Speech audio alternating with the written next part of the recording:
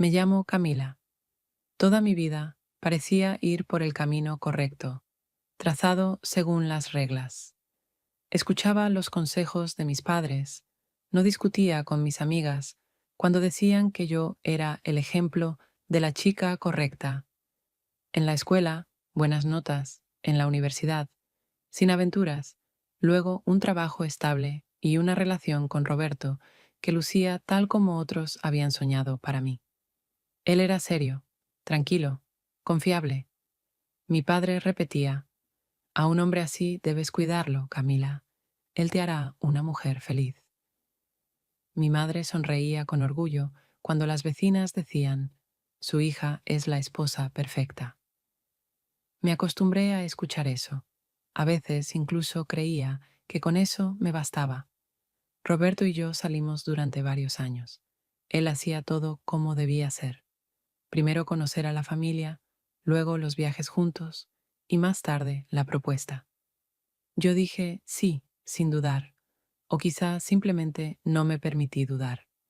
Al fin y al cabo, ¿qué más se necesita para una vida tranquila? Y entonces llegó el día de la boda.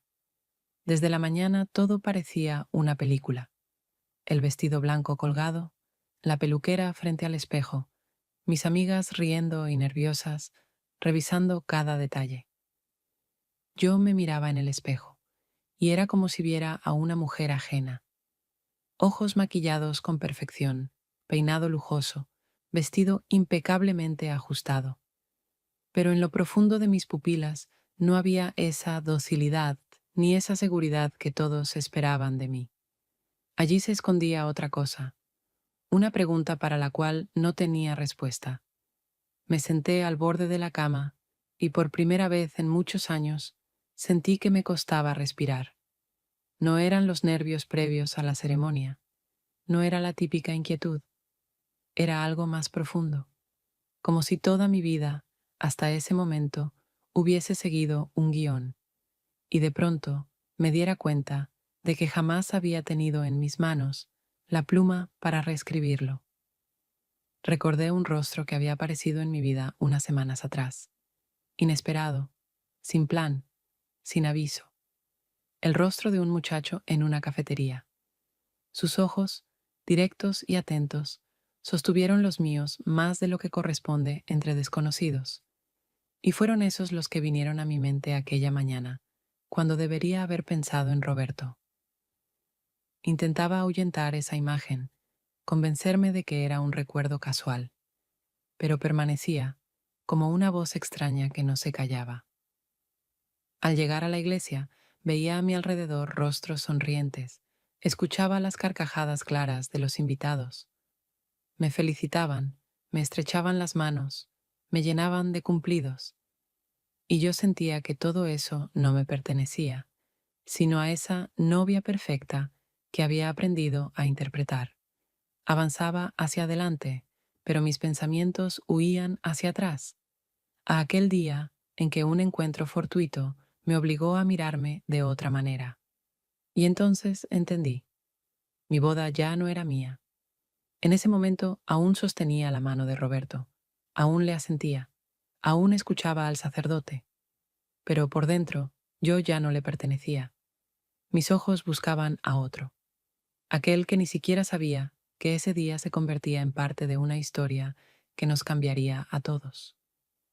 Intentaba convencerme de que todo pasaría, que después de la ceremonia sería más fácil, que el amor podía cultivarse como un hábito. Pero en lo profundo ya sentía, no había camino de regreso. Daba un paso hacia una nueva vida, y al mismo tiempo comprendía que se desmoronaría antes incluso de firmar los documentos. Esa misma mañana, cuando debían pronunciarse palabras de fidelidad, hice la confesión más importante, a mí misma. No era la mujer que todos creían, y la boda no podía ocultarlo.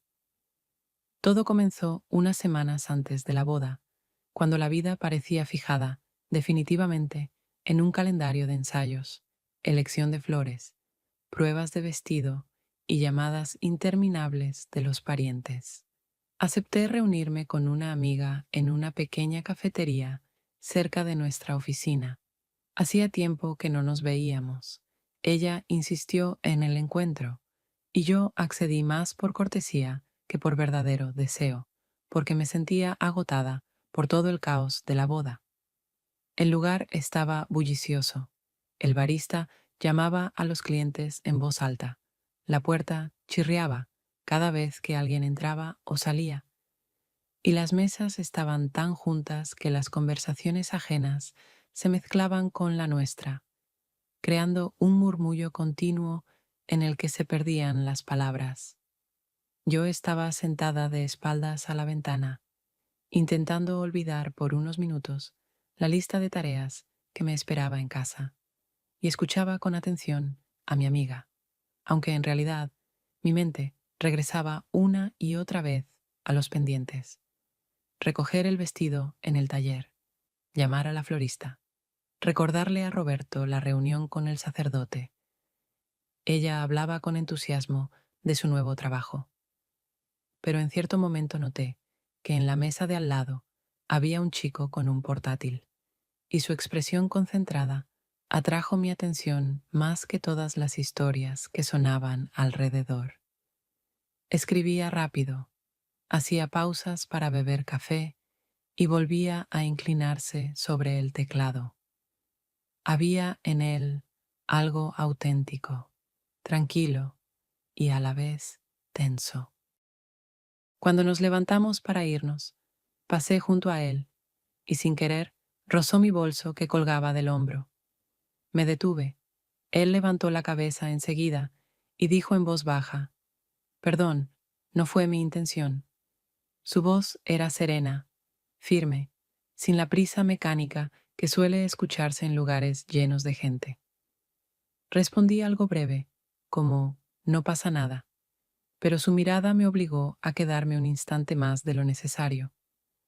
Miraba directo, con franqueza, y en sus ojos no había ni torpeza ni apuro, sino la sensación de que realmente me veía, aunque yo era para él una desconocida. Salí de la cafetería sin volverme casi, pero la imagen de ese instante quedó conmigo. Intenté convencerme de que era una nimiedad, una situación cotidiana sin importancia. Y aún así, al regresar a casa esa tarde, me descubrí pensando no en la lista de cosas por hacer, sino en aquella mirada demasiado directa, demasiado atenta, demasiado real. Al día siguiente, volví a sumergirme en los preparativos de la boda. Reunión con el decorador, selección de servilletas y velas con mi madre. Sin embargo, en el trasfondo de mi mente aparecía de vez en cuando la imagen de ese chico de la cafetería. No sabía su nombre, ni a qué se dedicaba, ni siquiera recordaba con claridad la camisa que llevaba, pero aquel breve episodio se había grabado en mí con más fuerza que decenas de asuntos importantes que deberían llenar mi memoria. Pasaron unos días y seguía sorprendiéndome de que ese recuerdo no desapareciera, de que pensara en él en los momentos más inesperados, probándome zapatos, escribiendo la lista de invitados, escuchando a Roberto hablar de una reunión de trabajo. No se parecía a un enamoramiento ni a una atracción, porque para eso hay que conocer a la persona. Y yo no sabía absolutamente nada de él. Y, sin embargo, esa coincidencia me parecía más significativa que todas las compras, acuerdos y viajes que colmaban mis días. Intentaba restarle importancia, espantar las ideas, recordarme que tenía por delante la boda, que había tomado la decisión correcta, que no tenía derecho a fantasear con un desconocido. Pero pese a todo, en lo profundo ya había cambiado algo, aunque todavía no quisiera admitirlo, ni siquiera ante mí misma.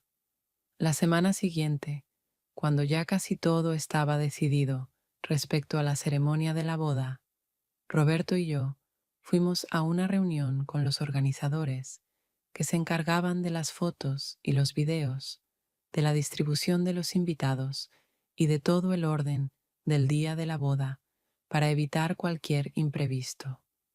Yo estaba convencida de que sería una reunión meramente técnica, una de esas en las que hay que aprobar detalles, escuchar propuestas y asentir con la cabeza, confiando en que otros entienden mejor que una misma. Nos sentamos alrededor de una mesa grande en una oficina pequeña, con olor a papel impreso y a café. La organizadora empezó a presentar al equipo que trabajaría con nosotros durante la boda. Yo escuchaba sin mayor interés cuando mencionaba los nombres de floristas, decoradores y demás asistentes.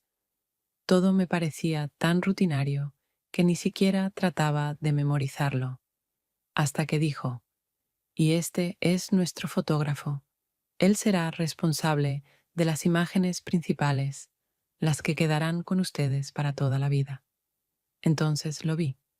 Se levantó de su asiento, se acercó y me tendió la mano, diciendo con calma y seguridad: "Santiago". En ese instante sentí un nudo en el pecho porque lo reconocí al momento, sin la menor duda. Era el mismo chico de la cafetería que unas semanas antes había rozado mi bolso y me había mirado como si supiera que ese instante quedaría en mi memoria. Seguramente me delaté porque me estremecí, y él solo sonrió levemente, como si entendiera que esa coincidencia no era casual.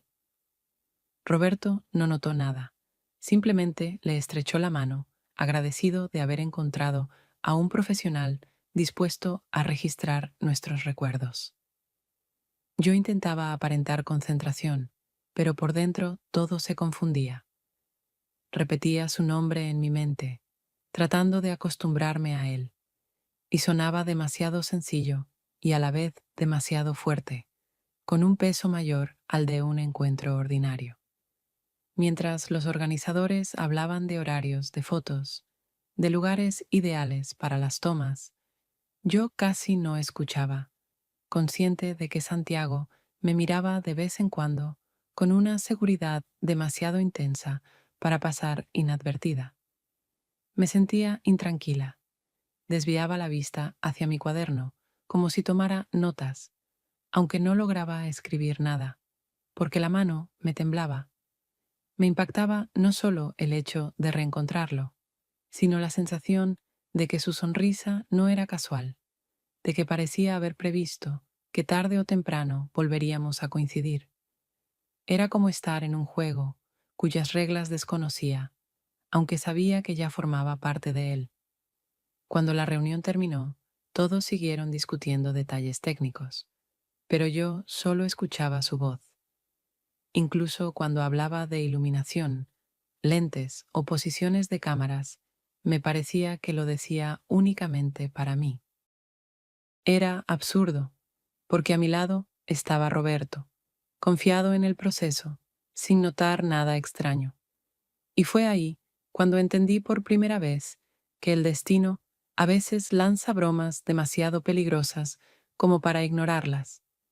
Nos despedimos, y Santiago volvió a estrechar mi mano, reteniéndola un poco más de lo que dictaban las normas de etiqueta. Sentí como la sangre se me subía al rostro. Fue solo un segundo, pero me pareció que el tiempo se alargaba. Luego la soltó con naturalidad y salimos de la oficina como si nada especial hubiera ocurrido. Sin embargo, de camino a casa, ya sabía que nada de aquello era casual y que ese encuentro dejaría una huella en mi vida, aunque intentara convencerme de lo contrario. Unos días después de aquella reunión, fuimos al ensayo de la ceremonia, donde debíamos repasar todo el orden, la entrada, los movimientos, la música e incluso las posiciones en las que Roberto y yo estaríamos frente al altar, para que en el día real no hubiera incomodidades y todo se viera armonioso. En la sala ya trabajaban los organizadores. Los técnicos ajustaban las luces y Santiago caminaba con la cámara, probando ángulos, buscando el mejor encuadre. Se veía tan concentrado que intenté no prestarle atención, pero resultaba imposible. Cada uno de sus movimientos me recordaba nuestro encuentro anterior, y su sonrisa, con la que había respondido a mi sorpresa, seguía apareciendo en mi mente. Cuando comenzó el ensayo, la organizadora me pidió que caminara por el pasillo con el ramo en la mano, para acostumbrarme al movimiento. Santiago se acercó enseguida y corrigió la posición de mis brazos, explicando que así luciría más natural. Su voz era baja y tranquila, pero con una seguridad que me hacía difícil permanecer indiferente. Sus dedos tocaron mi codo, y aquel contacto fue demasiado evidente como para fingir que no lo sentía. A pocos pasos estaba Roberto, ocupado hablando con el coordinador sobre la música para nuestro primer baile. Yo sabía que no debía permitirme distracciones, pero cada vez que Santiago se inclinaba para mostrarme el ángulo de una foto o corregir mi postura, mi corazón se aceleraba y me resultaba imposible explicármelo siquiera a mí misma. Parecía que él simplemente hacía su trabajo, pero en su mirada había algo más que atención profesional. En un momento, la organizadora nos pidió a Roberto y a mí que ensayáramos un cruce de miradas, como si fuera ya la ceremonia real. Santiago estaba frente a nosotros con la cámara, y justo entonces atrapó mis ojos. Apenas unos segundos, pero me pareció que no me miraba como un fotógrafo, sino como un hombre que veía en mí algo que yo misma no quería reconocer. Bajé la mirada al suelo para escapar de esa sensación, aunque comprendía que huir ya era imposible, porque algo dentro de mí le había respondido. Al final del ensayo, cuando practicábamos la salida de la iglesia, Santiago me pidió que me detuviera y, acercándose más de lo necesario, acomodó un mechón de cabello que se había soltado. Fue un gesto demasiado mínimo para justificarlo como indispensable, pero lo hizo lentamente, de tal modo que sentí su respiración en mi mejilla. Contuve el aliento por un instante, aunque sabía que debía mantener la calma. Se apartó enseguida, sin decir palabra, y yo asentí, como si nada hubiera ocurrido, mientras por dentro todo se desordenaba.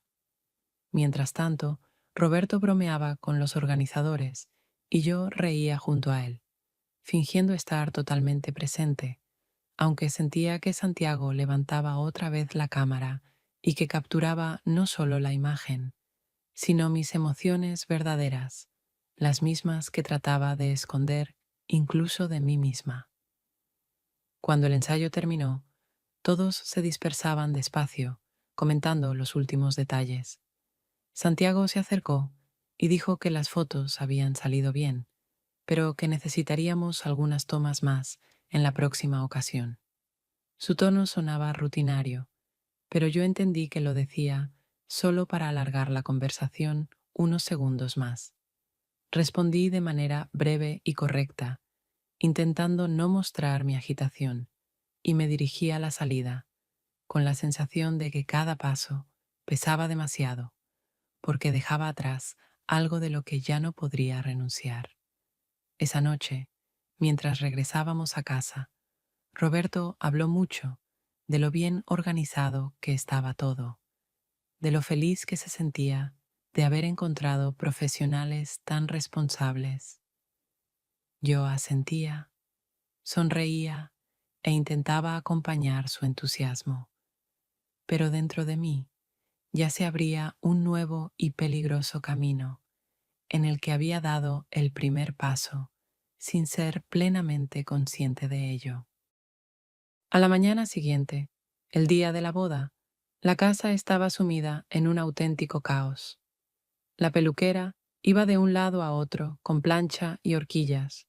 Las damas de honor reían nerviosas, temiendo equivocarse en algún detalle. Mi madre revisaba las joyas y el ramo, y yo permanecía sentada frente al espejo, observando cómo mi reflejo se transformaba poco a poco en la imagen de una novia creada no solo por el maquillaje y el vestido, sino también por las expectativas de todos los que me rodeaban. Miraba en silencio, intentando encontrar en mis ojos calma, pero solo veía una tensión que no desaparecía ni siquiera cuando forzaba una sonrisa. De camino a la iglesia, en el coche, reinaba un silencio que mi madre trataba de suavizar con palabras de ánimo, pero me resultaba difícil responder, porque mis pensamientos se desviaban continuamente. Sabía que estaba a punto de dar un paso enorme que debía definir mi vida para siempre, y al mismo tiempo sentía que mi mundo interior no coincidía con lo que los demás esperaban de mí. Al llegar, vi a los invitados reunidos con flores, cámaras y sonrisas radiantes, y me invadió la sensación de que entraba en un escenario con un guión ya escrito, sin espacio para improvisaciones. Cuando se abrieron las puertas y pisé la alfombra, sentí todas las miradas sobre mí, mientras la música sonaba solemne, cada paso resonando en mi pecho como un golpe. Vi a Roberto, sereno y confiado, junto al altar, con una sonrisa que no me despertaba la alegría que había imaginado.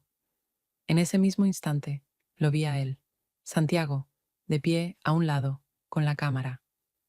Su mirada no era como la de los demás invitados, ni la de un trabajador. No ocultaba nada. Era directa, atenta, y en ella leí no solo concentración profesional, sino un desafío al que ya, sin saberlo, yo respondía. Cada minuto de la ceremonia se alargaba más de lo que podía soportar. Por fuera, yo lucía como debía, sonriente, dócil, lista para repetir las palabras del sacerdote. Pero por dentro crecía una inquietud, porque sabía que Santiago veía más de lo que debía ver un extraño. Cuando levantaba la cámara y tomaba una foto, sentía que no capturaba solo la imagen, sino mi lucha secreta, la que yo trataba de ocultar. Al llegar el momento de pronunciar los votos, mis manos temblaban levemente, aunque mi voz sonaba firme y sonriente.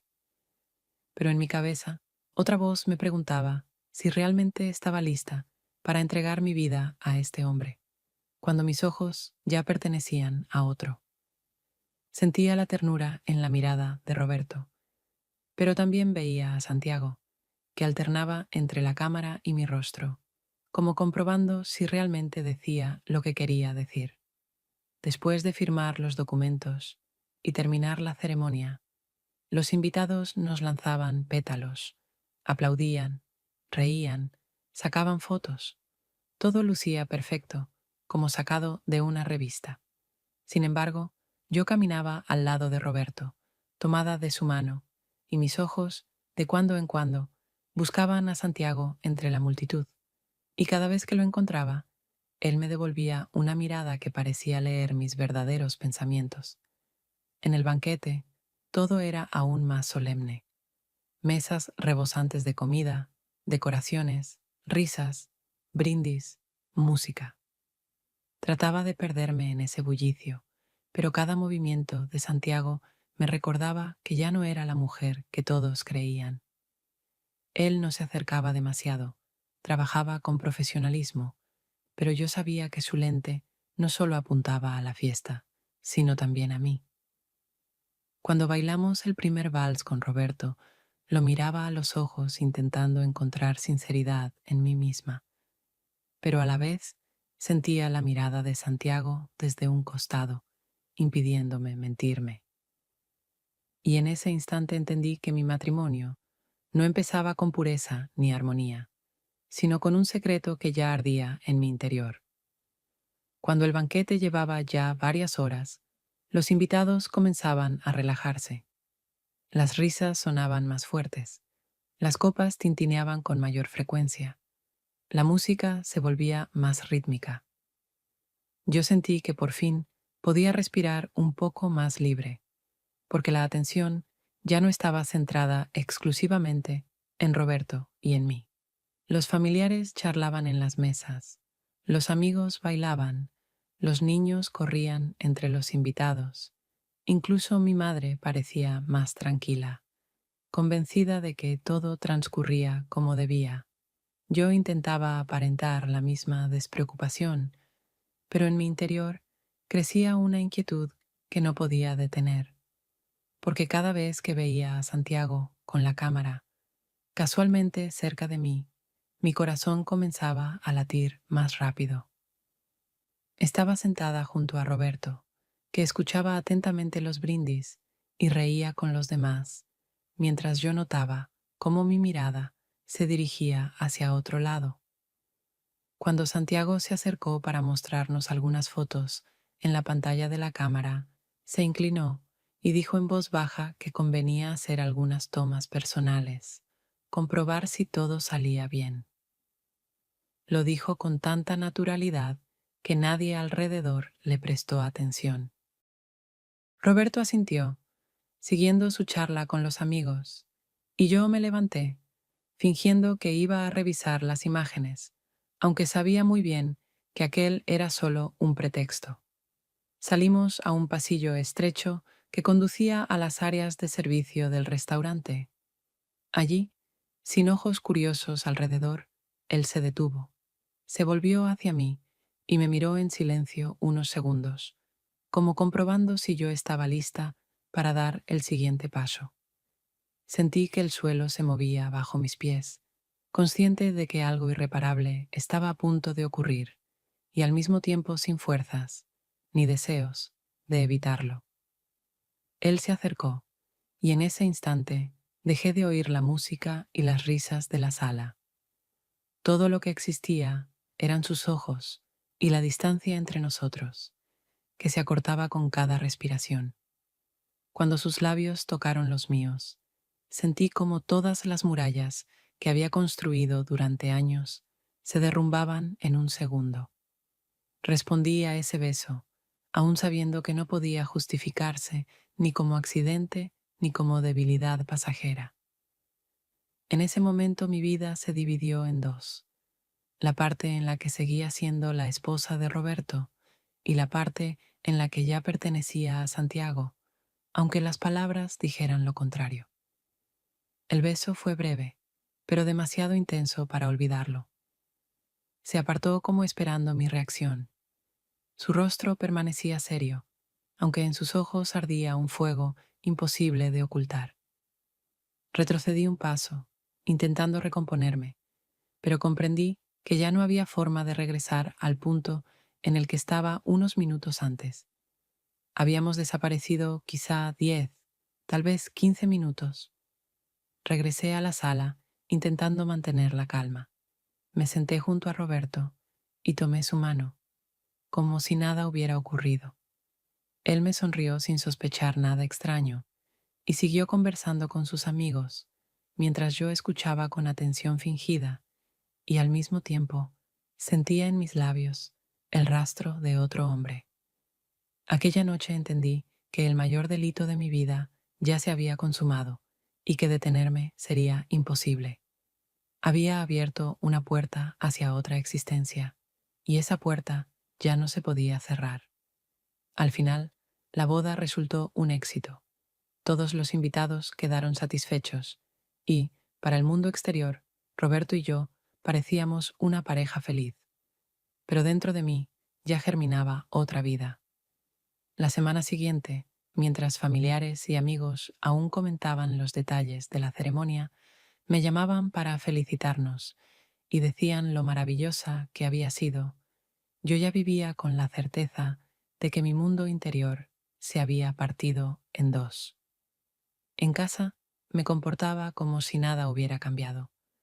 Preparaba el desayuno, sonreía a Roberto, escuchaba sus planes para el trabajo, pero al mismo tiempo sentía un desasosiego nuevo que solo se calmaba al ver a Santiago. Si no lo hacía, esa tensión se volvía insoportable. Comenzamos a vernos en bares pequeños en las afueras, donde nadie nos conocía y donde una pareja sentada en un rincón pasaba desapercibida. Yo inventaba excusas para salir de casa por la tarde. Decía que me reunía con una amiga, que debía quedarme más tiempo en la oficina o que todavía había asuntos pendientes con los organizadores de la boda. Cada mentira sonaba creíble, porque Roberto confiaba en mí de tal forma que ni siquiera imaginaba que pudiera ocultarle algo. En esos bares hablábamos, pero pronto las conversaciones se transformaban en algo más, en una cercanía que con el tiempo se volvía cada vez más íntima. A veces salíamos al aparcamiento y nos quedábamos en su coche. Allí, en medio de la oscuridad y el olor a gasolina, todo se sentía como si el mañana no existiera. El miedo me envolvía cada vez que regresaba a casa, temiendo que Roberto me hiciera alguna pregunta, que notara un cambio en mí. Pero ese mismo miedo alimentaba mi deseo de volver a verlo. Con el paso de los días, la prudencia se fue perdiendo. Santiago a veces me llamaba tarde en la noche, sabiendo que yo estaba en casa. Yo iba a la cocina con el pretexto de buscar un vaso de agua, y en realidad escuchaba su voz serena, firme, que me hacía olvidar quién era y qué vida debía vivir. Después apagaba el teléfono, regresaba a la cama y me acostaba junto a Roberto, que dormía tranquilamente, sin sospechar que mis pensamientos estaban lejos de él. Comenzamos a buscar lugares distintos, a veces una cafetería, fingiendo un encuentro casual de apenas 10 minutos. Otras, un restaurante, donde yo le decía a Roberto que cenaría con colegas, mientras en realidad me sentaba en un rincón oscuro con Santiago. Lo más común, sin embargo, seguía siendo su coche, porque era lo más sencillo y lo menos visible. Pero incluso allí corríamos riesgos. Yo regresaba a casa, con la sensación de que el aroma de su perfume aún quedaba en mi piel. Empecé a notar que me costaba ocultar mis cambios de ánimo. Con Santiago me sentía exaltada, como si estuviera viva de verdad. Al volver con Roberto, forzaba la ternura y la atención para que no sospechara nada. Esa doble existencia me agotaba, pero al mismo tiempo me daba fuerza. Sabía que con cada encuentro íbamos más lejos de lo permitido, que mis mentiras se volvían más elaboradas, pero ya no podía detenerme. Santiago me miraba de un modo que me hacía olvidar todas las reglas, y aunque nos separáramos tarde en la noche, yo sabía que en unos días volvería a suceder. Una noche, cuando regresaba a casa después de un encuentro con Santiago, acordamos que él pasaría con el pretexto de entregarnos las fotos terminadas de la boda. Acepté, aunque sabía muy bien que era un paso demasiado arriesgado, pues Roberto estaría en casa. Sin embargo, el deseo de verlo era más fuerte que todas las advertencias. Incluso me inventé una justificación para mí misma. Realmente teníamos que recibir las fotografías, así que no habría nada extraño en su visita. Pero en el fondo, sabía que la verdadera razón era la necesidad de sentirlo cerca, aunque fuera solo por unos minutos. Cuando llegó, Roberto estaba sentado en la sala, revisando unos documentos. Yo salí a recibir a Santiago, esforzándome por aparentar calma y naturalidad.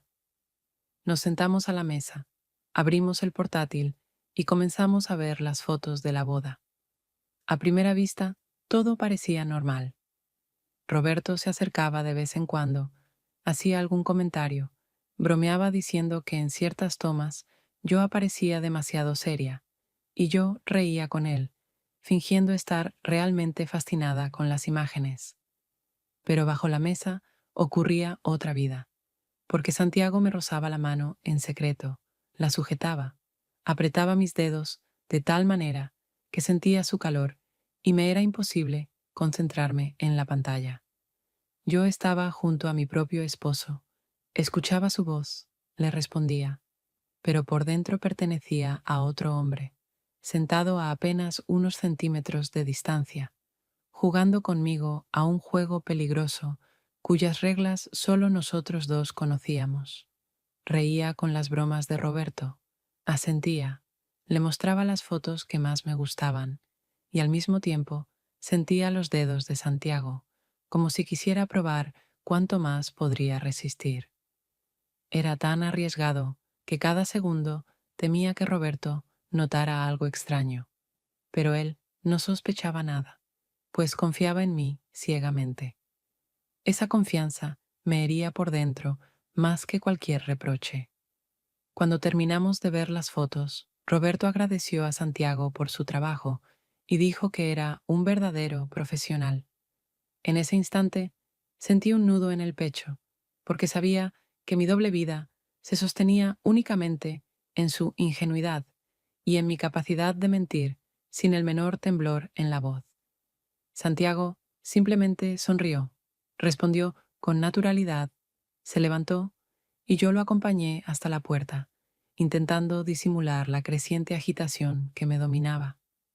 Cuando la puerta se cerró, regresé a la sala, me senté junto a Roberto y seguí hablando de las fotos como si nada hubiera pasado. Pero en mi interior sabía que apenas unos minutos antes había estado al borde de un límite que ya había cruzado sin retorno.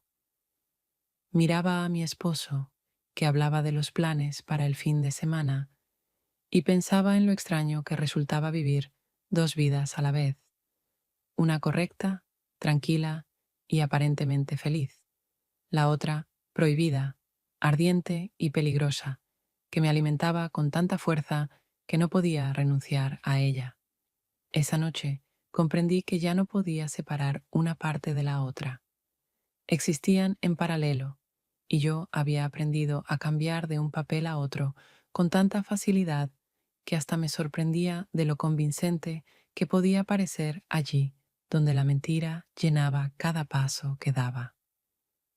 Una noche, cuando nuestros encuentros con Santiago ya se habían convertido en un ritual habitual, aunque siempre arriesgado, él me propuso algo que hasta entonces habíamos evitado.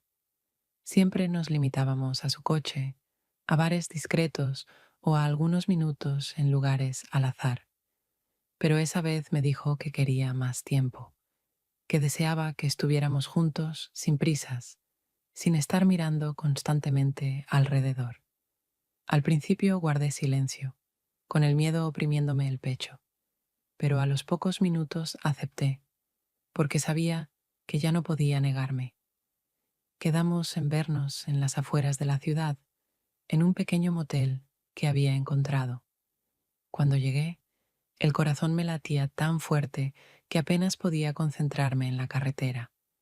El edificio era sencillo y discreto, con un letrero que brillaba débilmente y un olor a tabaco que se sentía incluso desde la calle.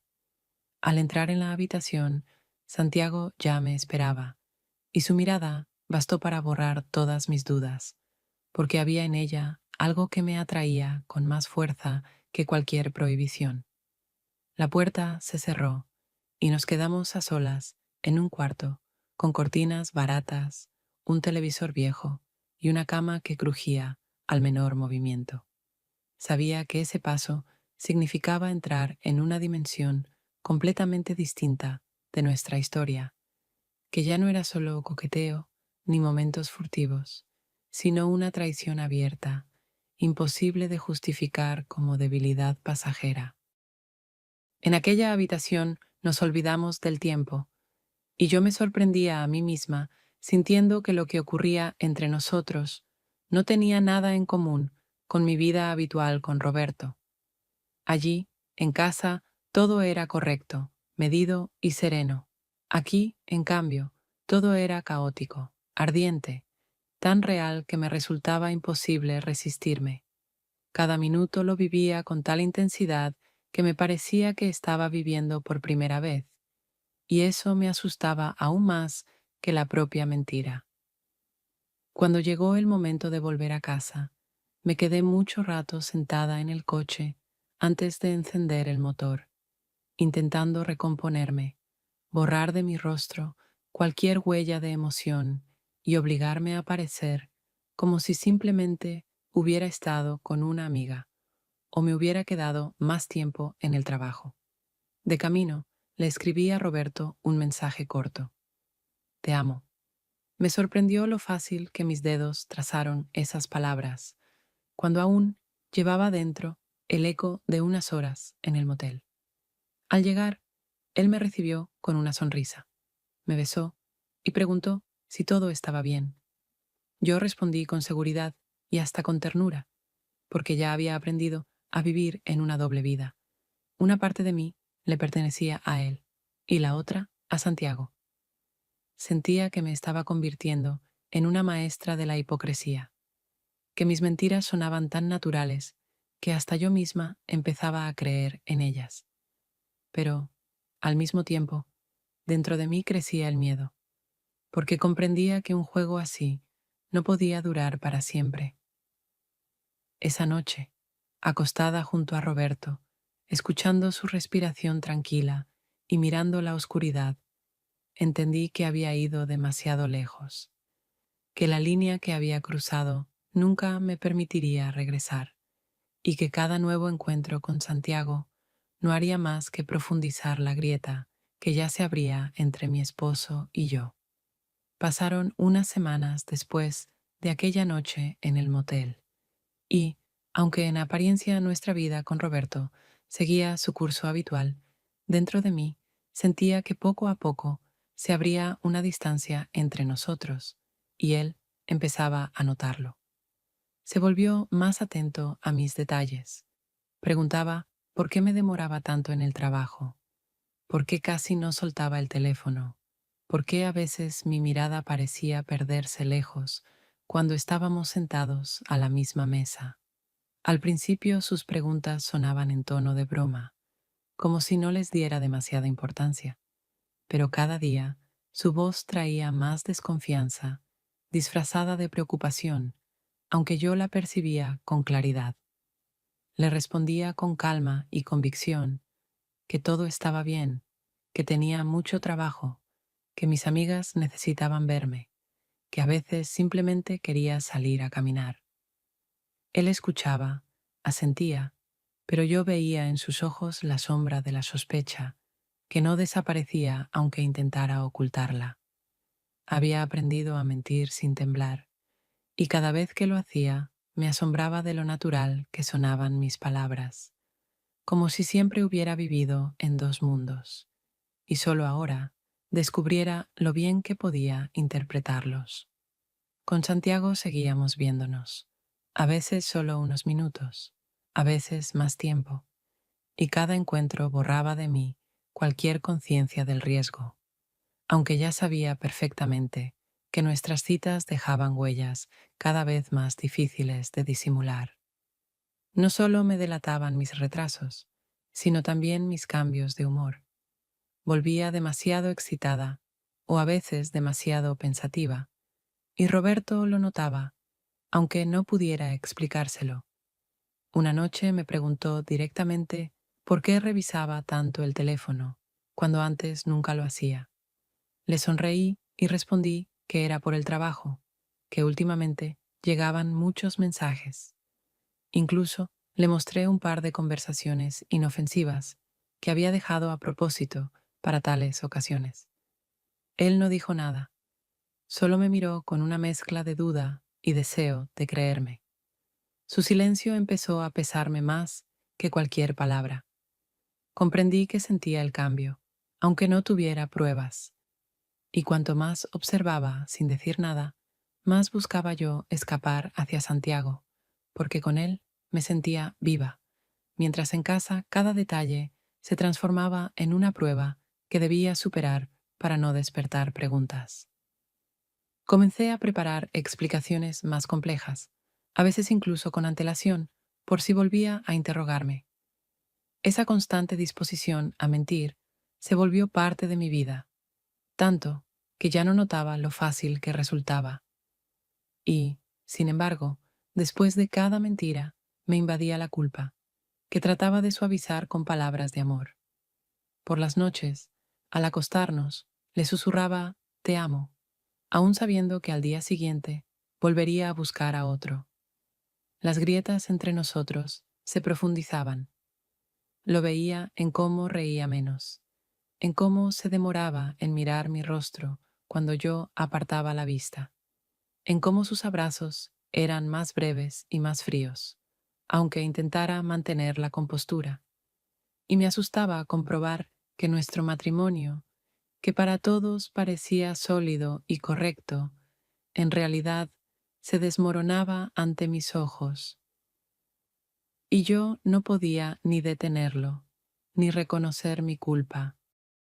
Una tarde, cuando el día llegaba a su fin y yo ya me disponía a volver a casa después de encontrarme con Santiago, como siempre nos separamos en direcciones distintas para no atraer miradas, pero esta vez él me llevó en su coche más cerca de lo que solíamos acordar, y justo en el momento en que bajé y caminé hacia la entrada del edificio, vi que Roberto estaba de pie junto a la puerta. Me esperaba, y su mirada, que primero se posó en mí y después en el coche de Santiago, fue tan directa y pesada que sentí que las piernas me flaqueaban. Fingí que nada ocurría. Me acerqué a él con la misma sonrisa con la que lo recibía cada noche. Pero esta vez no surtió efecto. Sus ojos ya me habían dicho más que cualquier palabra. En casa, guardó silencio durante mucho tiempo, y esa pausa se me hizo insoportable, porque sabía que no era de los que hacen escenas ni de los que gritan, pero precisamente su contención era lo que más me asustaba, porque significaba que veía y comprendía más de lo que yo estaba dispuesta a admitir. Cuando por fin habló, su voz fue calmada y baja, pero cada palabra me golpeó con más fuerza que si me hubiera gritado: ¿es cierto? ¿Estuviste con él? En ese instante todo dentro de mí se paralizó, y en lugar de confesar, como por inercia, solté una mentira. Dije que había sido una casualidad, que solo me había acercado a dejarme, que no había nada más entre nosotros. Roberto me escuchó con atención, sin interrumpirme, y ese silencio suyo parecía interminable. Me miraba como tratando de encontrar algún atisbo de sinceridad en mis palabras, pero yo sabía que no lo hallaba, porque ni siquiera yo creía lo que decía. Sus ojos se convirtieron en un espejo en el que me vi tal como era, una mujer que había perdido el control de su vida y que ahora intentaba salvar lo que hacía tiempo se estaba desmoronando. No armó una pelea, no hizo más preguntas. Solo asintió y apartó la mirada, y ese gesto me dolió más que un grito o un reproche, porque en él había más distancia que en cualquier palabra hiriente. Sentí que había levantado entre nosotros un muro imposible de atravesar, construido poco a poco con cada una de mis pequeñas mentiras, hasta volverse inquebrantable. Aún intenté explicar algo más. Hablé de cansancio, de casualidades, de que había malinterpretado la situación, pero todo sonaba tan absurdo que hasta yo misma escuchaba la falsedad en mi voz. Roberto se levantó del sofá, pasó junto a mí y sin pronunciar una palabra más, se encerró en el dormitorio. Yo me quedé sentada en el pasillo oscuro, con la certeza de que la historia que tanto había tratado de ocultar ya no podía seguir en secreto, porque había sido descubierta. Aquella noche tardé en dormirme. Acostada a su lado, buscaba en vano algún signo de que entre nosotros quedaba algo verdadero, pero él permanecía inmóvil, y comprendí que hasta su silencio se había convertido en una sentencia para mí. Mi mente giraba sin descanso. Quizá, si confesaba, tendría alguna oportunidad de perdón. Pero al mismo tiempo sabía que, aun diciéndole la verdad, él no podría perdonarme. Su confianza ya estaba rota para siempre. Después de aquella conversación, que nunca llegó a ser una verdadera conversación, porque se componía de mis palabras vacías y de su silencio, en nuestra casa reinaba una atmósfera más pesada que cualquier sonido o grito. Roberto seguía comportándose con calma, pero ya no era el mismo. Su mirada había dejado de ser cálida, sus caricias se volvieron raras y frías, y nuestras charlas se reducían a lo estrictamente necesario.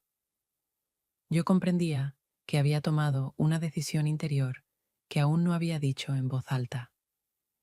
Trataba de mantener la apariencia de una vida normal, preparándole la cena, hablándole de cosas cotidianas, pero entre nosotros había crecido un abismo que sentía en cada uno de sus gestos. Una noche recogió algunas cosas en una maleta y dijo que necesitaba vivir separado, que debía aclarar sus pensamientos. Sus palabras sonaron sin emoción, casi distantes, pero por eso mismo fueron más aterradoras que cualquier reproche. No me atreví a detenerlo, porque sabía que ya no tenía derecho a pedir nada después de lo que había hecho. Cuando la puerta se cerró tras él, el vacío que quedó en el apartamento me envolvió tan fuerte que ni siquiera pude sentarme. Me quedé de pie en medio de la habitación, entendiendo que todo aquello sobre lo que se había sostenido mi vida se había derrumbado para siempre. Santiago intentaba mantenerse a mi lado.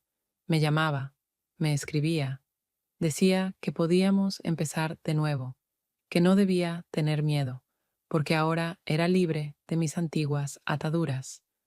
Pero cada vez que lo miraba, sentía que ya no podía darle lo que él quería. Su presencia ya no me traía la excitación ni la fuerza que antes me hacían olvidarlo todo. Ahora lo veía no como el inicio de algo nuevo, sino como un recordatorio de todo lo que había perdido. Perdí a un marido que me había confiado su vida sin condiciones. Perdí la estabilidad que había construido durante años. Y lo peor, me perdí a mí misma, porque al mirarme en el espejo ya no reconocía a la mujer que al menos solía ser honesta consigo misma. Los días pasaban lentos, y yo trataba de encontrar justificaciones a mis actos, de convencerme de que tarde o temprano la crisis habría llegado de todas formas, que quizás yo simplemente había tomado la decisión antes de tiempo. Pero ninguna de esas ideas me traía alivio. En mi corazón solo quedaba un vacío que no llenaban ni las citas con Santiago, ni las charlas con amigas, ni el trabajo. Cada vez que recibía un mensaje de Roberto, breve y frío, preguntando por alguna cosa o recordándome sobre documentos, sentía un nudo en el pecho.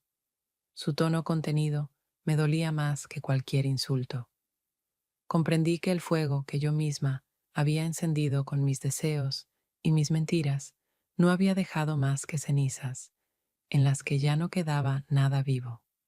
Santiago aún estaba cerca, pero mi corazón ya no le pertenecía, porque se había quemado junto con todas las ilusiones de felicidad que había construido. Lo había perdido todo al mismo tiempo, al hombre que creyó en mí, al amor que traicioné, y a mí misma, porque ya no sabía explicarme quién era, ni por qué había elegido un camino que solo me llevó a la soledad. La recompensa, mi castigo, no llegó en forma de escándalos ni de peleas, sino en forma de silencio, un silencio en el que me quedé sola con mis pensamientos y que resultó ser la condena más dura, porque en él se reflejaban todas mis decisiones, que ya no podían cambiarse.